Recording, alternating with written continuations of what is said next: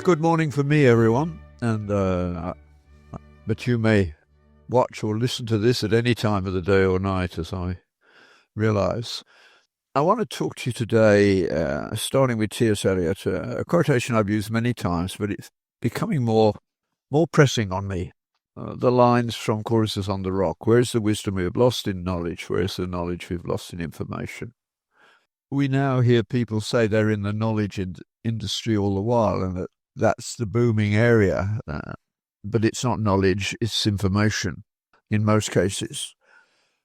And it's going to be very, very vulnerable to AI, those so-called knowledge positions. If you can describe it, AI can do it, So I want to talk about that sort of thing today, and the knowledge industry and how people like us should be thinking about that.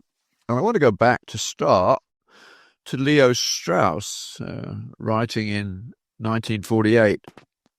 Strauss was one of the greatest intellectuals of the 40s and 50s in the US, but he wrote this: "Warriors and workers of all countries, unite while there is still time to prevent the coming of the realm of freedom. Defend with might and main, if it needs to be defended, the realm of necessity." The thing that really upsets me about many churches nowadays is that the realm of necessity doesn't seem to exist. There's no creedal statements. There's no recognition that we're fallen creatures. There's no confession of sin. There are major problems going on there. We need to think about it a lot more. There's nowhere in the Bible, if you're a Christian, that makes you responsible for how you feel, because you're not responsible in many ways for your feelings. They come from you know not where, and they go you know not where. But they're real, and some of them are vitally important. But they're not facts at first sight. There are moral facts, of course. I talk about that quite frequently. The idea that we need a foundation that restrains the way we think about freedom today. I mean, this is Lord Acton was thinking about this clearly long before Strauss, actually.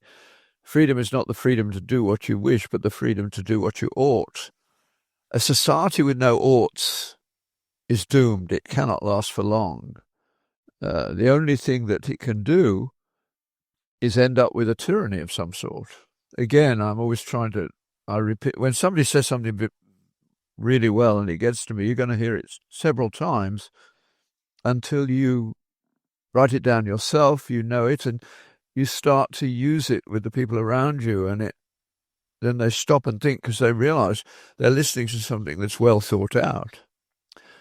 So this is the bit that came to my mind at that moment, and of course I'm using my little book. "The adherents of a great tradition are largely unaware of their own premises, which lie deeply embedded in the unconscious foundations of practice. The way we live has deep roots.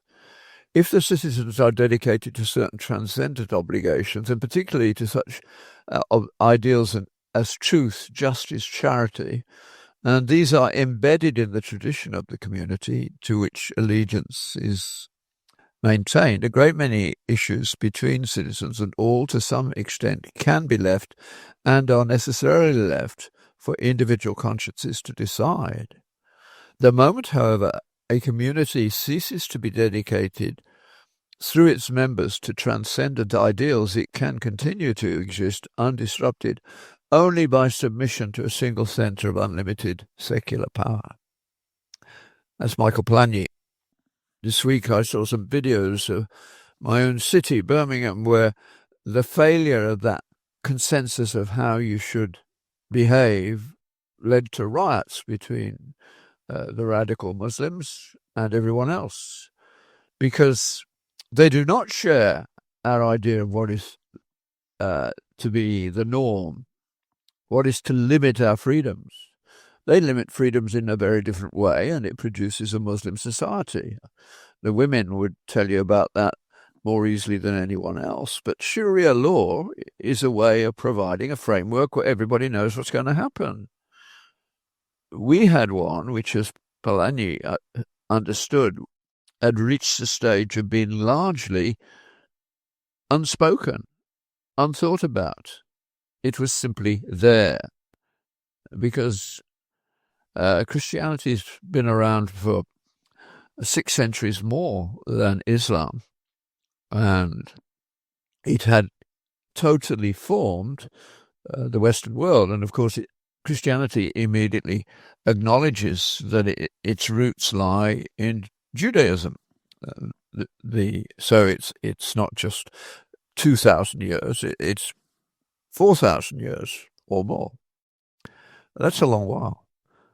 But the people who think that we can get by by being tolerant. We have a friend, for instance, who says, "Well, we're a very tolerant people. Everything will be all right." No, it won't. Tolerance is not one of those things on which you can build a society. It's very good to have right tolerance available, but it's not a foundation stone by any means. Words mean what I choose them to mean, neither more nor less. Says, I think, the Red Queen in Alice in Wonderland. Tolerance is like that. We now tolerate things that our great-grandparents would be appalled at. And the evidence that they were right and we were wrong is growing. I just finished a few hours ago reading this book, which I hope many of you will read. Feminism Against Progress, Mary Harrington. She's writing a very well-argued deconstruction of the 60s onwards, when everything went wrong, because we didn't follow Leo Strauss's wise advice that we needed things that we would not do. A man's honor is defined by what he will not do. You want your daughter to marry someone, a male, who will not, under any circumstances, strike a woman. That used to be a common norm, and honourable men lived by that. All that has changed, and Mary Harrington writes about it because she was caught up in it since she lived in the 60s and went wildly astray, and has a good mind, which fortunately wasn't destroyed. It could have been. And now she's writing serious books and is a senior editor of Unheard, I think is her current title. I first became aware of her when she was still a lesbian and a very militant feminist, so it's been fascinating to watch her journey. So that book is worth reading. For those of you who live in traditional settings, it will help you to realize what you need to be thinking about and how you need to be helping your children negotiate the world in which they live.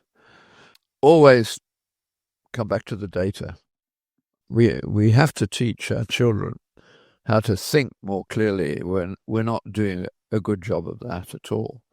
When I arrived in Canada, aged 40, having had a very self-indulgent research life, I hadn't been required to teach undergraduates for a long while. I did bedside teaching a little bit and lectures which weren't part of courses. But then I took a job in the University of Ottawa and found that I had to teach my own course and I had to teach in other courses. This was a new experience for me. And I was utterly unaware for what was going to happen. I think after the first lecture, I think half the students went to the dean and demanded more, and the other half went and demanded that I should be fired, because I had never been given a handout in my life. You took notes if you wanted to. Otherwise, you listened. And we actually spent time in the library. Now, of course, the environment of the library is being destroyed. I mean, Stanford has apparently sold its library. Now, the library is more than a place of books. it should be made very comfortable, and there should be lots of books there, because the boredom that you can have in a library is soon fixed by just wandering along the shelves for a while and picking down the odd book every now and again that looks as though it might be interesting by its title or whatever. And there are other people there. There should always be a place for coffee in a library, really, where you can talk in hushed tones, unlike the British Museum, where no tones at all are allowed. But that's okay. But I wasn't prepared for the spoon feeding of people who were going to go off and become doctors or take other senior positions. They did not want to acquire their own structured knowledge. So, of course, my job was to try and make them understand that they needed to.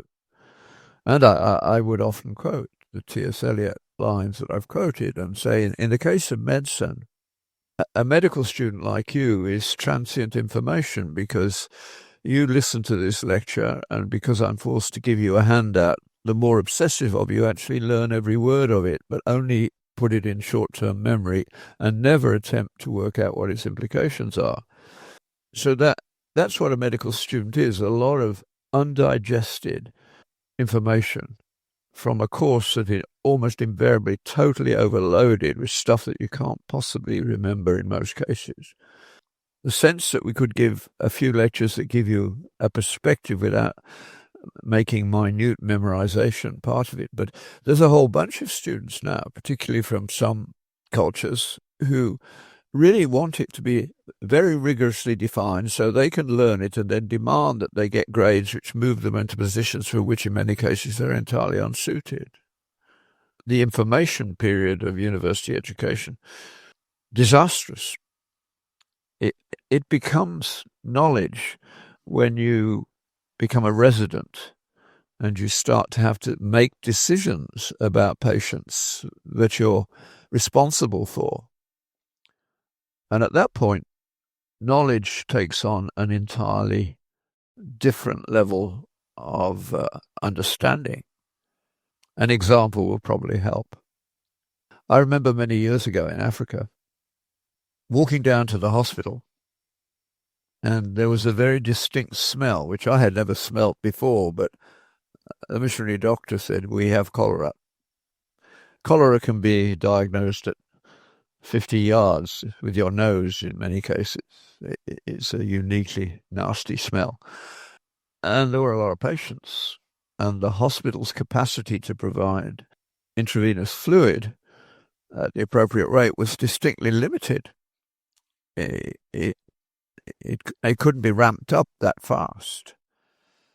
So a patient with cholera may be squirting out 30 litres of liquid a day. It is a self-limiting disease, but only if you can keep them alive during that period, which requires a lot of intravenous, interestingly, it didn't have to be that way. So I talked for a moment with the boss, so to speak, Tim Kratz, a wonderful physician. And I said, well, there's one interesting thing that I know about cholera, and that is that it creates a fluid exit which is very constant. Unlike, say, gastroenteritis, where the gut is still modifying what comes out at the bottom end. So the amount of sulf in the excreta is constantly changing in gastroenteritis, but in cholera it's not, because it's shut everything off and just goes straight through once it gets to the lower level. So, but it will come back if you can keep them alive long enough. I mean, antibiotics help a bit, but it's also somewhat self-limiting. But we can do it orally, but we just have to put a nasogastric tube down and run amounts of fluid through that tube that will strike most people as odd, but it will work. And we didn't have really good scale, so I had to make up an oral solution from what we had in a way. We had salt, certainly, we had some potassium. I could make up a reasonable solution in a 50-gallon drum, which would keep people going for a while. And it saved lives. That's where information, which I'd slotted in my mind years before, because anything to do with salt metabolism had always interested me for some reason, which I don't understand. I presume God's at work.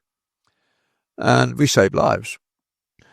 At that point, you see what might have been a line in an undergraduate lecture was much more than a line in my mind. It was now firm knowledge, and it told me what to do in a situation where the bizarre idea of making stuff to put down a nasogastric tube in a 50-gallon drum, which was sterile and clean, well, it also meant, you see, I didn't need a really accurate scale to be a reasonable outcome. It had become knowledge.